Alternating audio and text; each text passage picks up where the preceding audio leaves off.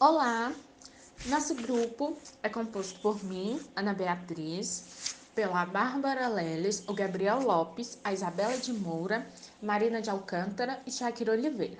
E hoje nós vamos falar sobre o ICMS ecológico e unidades de conservação. ICMS é a sigla para Imposto sobre Circulação de Mercadorias e Prestação de Serviços de Transporte Interestadual e Intermunicipal e de Comunicação. A partir da arrecadação do ICMS, uma parcela será destinada aos municípios. A Lei Estadual de Minas Gerais, 18.030 de 2009, trata sobre o ICMS e estabelece alguns critérios que são usados para o cálculo do montante destinado a cada município. Como, por exemplo, desses critérios, nós podemos citar população, educação, área geográfica, patrimônio cultural e meio ambiente. O critério meio ambiente é subdividido em outros 3 critérios, sendo eles saneamento, coordenado pela Fundação Estadual do Meio Ambiente, mata seca e unidades de conservação. Esses 2 são coordenados pelo Instituto Estadual de Florestas. O ICMS ecológico, com subcritério em unidade de conservação, é definido pelo governo de Minas Gerais como um programa que tem como objetivo recompensar os municípios que possuem porções do seu território abrangidas por unidades de conservação. Além disso, incentivar a criação, implantação e manutenção dessas unidades de conservação pelos próprios municípios. O ICMS tem sua origem relacionada à busca de alternativas para o financiamento público em municípios que possuam unidade de conservação ambiental. Assim, é um incentivo para que as cidades criam e mantenham essas unidades de conservação em seu território, pois, como nós sabemos, as restrições ao uso do solo são empecilhos fortes, para o desenvolvimento de algumas atividades econômicas que ocorrem principalmente em cidades maiores. Então, o ICMS possibilita que os municípios tenham uma arrecadação financeira e preservem essas áreas. Então, como funciona se o município quiser receber o ICMS ecológico por unidade de conservação? Então, esse município ele vai ter que iniciar um cadastramento. Então, primeiramente, ele vai protocolar a documentação juntamente com o requerimento do município. Tudo isso tem que estar de acordo com a resolução do SEMAD de número 318 de 2005, artigo 6º. E essa documentação vai ser encaminhada por meio eletrônico ou por meio dos correios para a Gerência de Criação de Unidade de Conservação ou Unidade Regional do Instituto Estadual de Florestas, que aí ele vai ser analisado. Se a documentação estiver correta, ela passará para a segunda etapa, onde os documentos eles vão ser organizados conforme a ordem apresentada na lista de verificações, com as páginas devidamente autuadas e em conformidade com o Manual de Procedimentos para Cadastramento de Unidades em Conservações Municipais para fins de recebimento de ICMS ecológico. Por fim, será solicitado que as unidades regionais de floresta e biodiversidade realizem uma vistoria técnica para a unidade de conservação, com emissão de laudo e de parecer técnico. O tempo para o cadastramento das unidades é indeterminado e pode variar por diversos fatores. Caso a documentação esteja errada, pode ser feita a devolução da mesma ou a solicitação dos requerimentos que faltarem. A vistoria técnica, ela tem a função de comprovar as informações que foram submetidas e, a partir do deferimento da vistoria, a unidade de conservação é inserida no cadastro e o município passa a receber o ICMS ecológico. Eu vou falar da história dos ICMS ecológicos. E o ICMS ele já existia, mas não com essa função de ser voltado para o ecológico. E aí, o primeiro estado que aderiu a essa política foi o estado do Paraná, em 1991. E depois disso, abriu portas para outros estados começarem. Em 1993, São Paulo conseguiu aprovar por uma lei estadual e Minas Gerais também por uma lei estadual. Em 2008, haviam 12 estados que possuíam leis que garantiam ICMS ecológicos. Agora, sobre as estatísticas, na tabela 1 a gente tem os estados brasileiros que possuem ICMS ecológicos implementados ou em fase de implementação. Em alguns estados, a implementação foi de forma parcial, então ainda estava num processo, porque essa tabela é de 2004, se não me engano.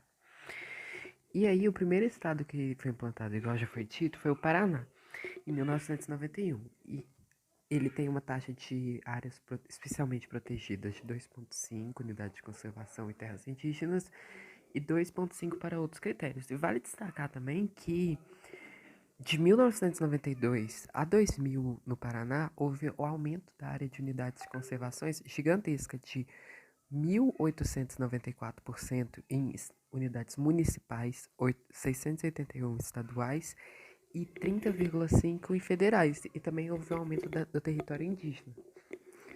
Em São Paulo, é 0,5 para unidades de conservação e 0,5 para reservatórios de água que possuem energia elétrica, que é repassada aos estados. Em Minas Gerais, teve uma mudança, porque ela passa também a repassar, que se enquadraria em outros, a saneamento básico. Então, Minas Gerais não tem aspectos qualitativos, mas passa para unidades de conservações e mananciais. O Rio Grande do Sul foi repartido entre os municípios 7%. Foi repartido igualmente entre os municípios 7% desse valor, que é a relação entre a área do município multiplicada por 3 para unidade de conservações e lugares inundados por barragem. Rondônia foi para terras indígenas e unidade de conservação de 5%. Mato Grosso do Sul foi para mananciais e unidade de conservação. Mato Grosso foi igual ao Paraná, menos os mesmos cálculos. Pernambuco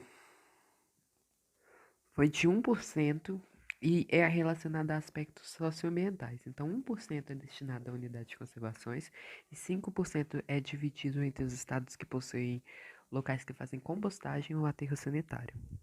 O Amapá segue o modelo mineiro e os cálculos paranaenses.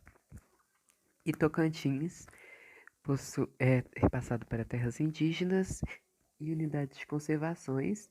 E os outros critérios aí que se enquadrariam seriam de queimadas e incêndios e leis de proteções ambientais. Agora, na segunda tabela, há os que estão em fase de ser aprovados para implementação. Então, é fase de discussão. Como é de 2004, a gente já sabe que alguns estados desses já foram aprovados a ICMS, como o Rio de Janeiro, o Acre, que não tá aí, mas foi aprovado, e Goiás. Através da aliança do Poder Público Estadual e de municípios, com o intermédio da Assembleia Legislativa, o ICMS ecológico surgiu no Brasil, no estado do Paraná, em 1991. Após a criação desse imposto, evidenciou os resultados positivos, o que acabou levando outros estados da nação a criarem leis que contemplariam os critérios ambientais, o rateio da cota do ICMS, que seria dividido entre os estados. Atualmente, isso é utilizado em 15 estados brasileiros e eles podem ter o nome de ecológico, ambiental, socioambiental e verde. Tem caráter extrafiscal, que é quando o tributo vai ser utilizado com outras finalidades que vão além da arrecadação. O seu percentual de arrecadação de cada estado vai variar entre 1% e 13% por município. Tem a limitação. Outra limitação é a limitação referente ao estágio de implantação do estado. Por exemplo, no Paraná foi o primeiro, a legislação criada em 1991, enquanto o Piauí criou apenas em 2008. Em Minas Gerais, em 1995 foi criada a lei número 12.040, que foi chamada de Robin Hood, que repassava os ICMS seguindo dois únicos critérios, que eram a produção minerária e o valor adicionado fiscal, VAF.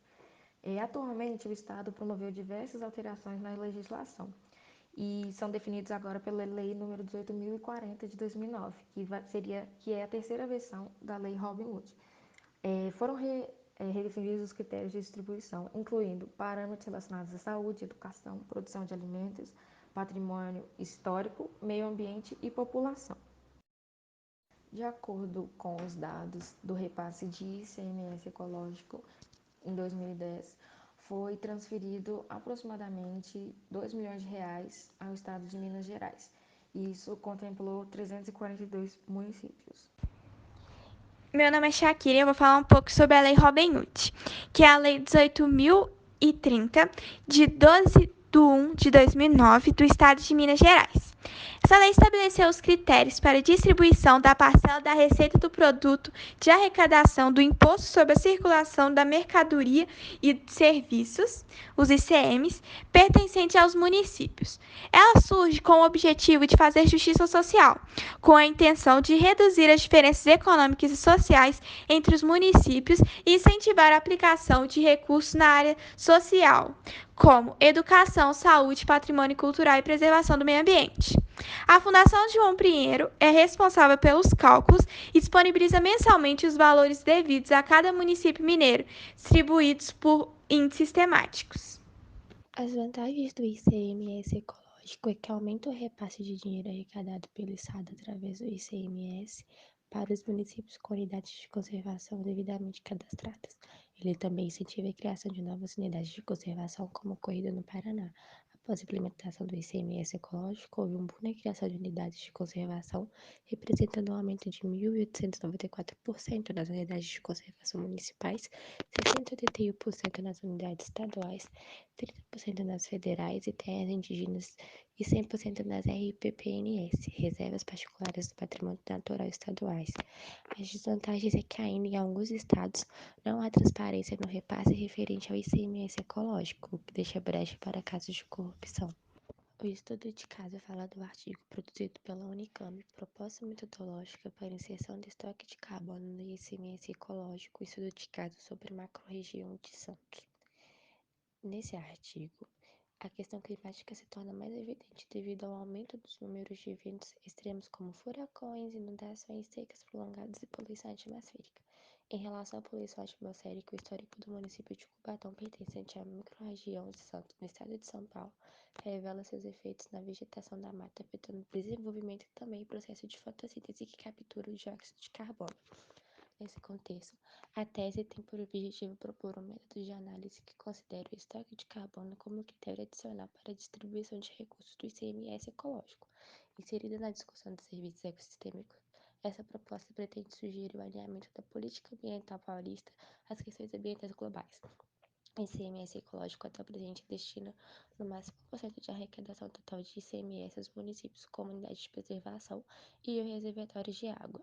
É proposto o aumento desse repasse para 1% no critério unidade de conservação, mas não considerando apenas a existência deste território, e sim a capacidade de estocagem de carbono que a vegetação natural possui. Por isso, a tese de doutorado em questão propõe uma proposta de legislação ao seu final. Olá, eu sou a Isabela de Moura e vou explanar agora sobre os pontos positivos e os desafios do ICMS ecológico. O mais notável ponto positivo, que inclusive é a função desse instrumento, é o incentivo aos municípios a preservarem suas unidades de conservação e a estabelecer novas áreas verdes. Outro ponto que merece destaque é que, para os municípios menores ou com baixa renda, a preservação é mais benéfica do que a produção de serviços ou produtos. Uma vez que o ICMS, na maioria dos casos, possui um repasse de renda maior. Essa informação foi apresentada no artigo Compensação e Incentivo à Proteção Ambiental, o caso do ICMS ecológico em Minas Gerais. E este artigo considerou os municípios de baixa renda, aqueles que possuíam o PIB, o Produto Interno Bruto, em valores de até R$100 mil. Para eles, 89,47% seriam mais beneficiados com a preservação, obtendo o valor dessas áreas. Além disso, o ICMS ecológico verdadeiramente contribuiu para o aumento total das áreas preservadas durante o período de 1997 a 2007 no estado de Minas Gerais, como pode-se observar no gráfico ao lado. E com o aumento dessas áreas, é possível aumentar a qualidade ambiental do município. Agora, no que se diz respeito aos desafios deste instrumento, de acordo com o mesmo artigo citado anteriormente, os pesquisadores notaram que a opção por criar ou manter essas áreas preservadas vem diminuindo ao longo do tempo. E este fator pode ter muitos motivos, varia do município e de suas condições, do local analisado. Mas pode-se considerar condições como aumento populacional, demanda para atividades, melhoria na circulação do trânsito, aumento da economia, o que gera maior atratividade por produzir, ao invés de preservar essas áreas. E o agente principal considerado no artigo é a porcentagem distribuída do ICMS ecológico aos municípios, que se mantém a mesma ao passar dos anos. E, por último, outro desafio do ICMS ecológico é a necessidade de haver uma análise efetiva da qualidade das UCs, para garantir melhoria na área total que, consequentemente, ocorra um melhor ganho ambiental. Importância e benefício das unidades de conservação no Brasil. As unidades de conservação no Brasil e no mundo têm como objetivo manter a salvo a manutenção dos serviços ambientais, bem como promover melhor qualidade de vida nos centros urbanos.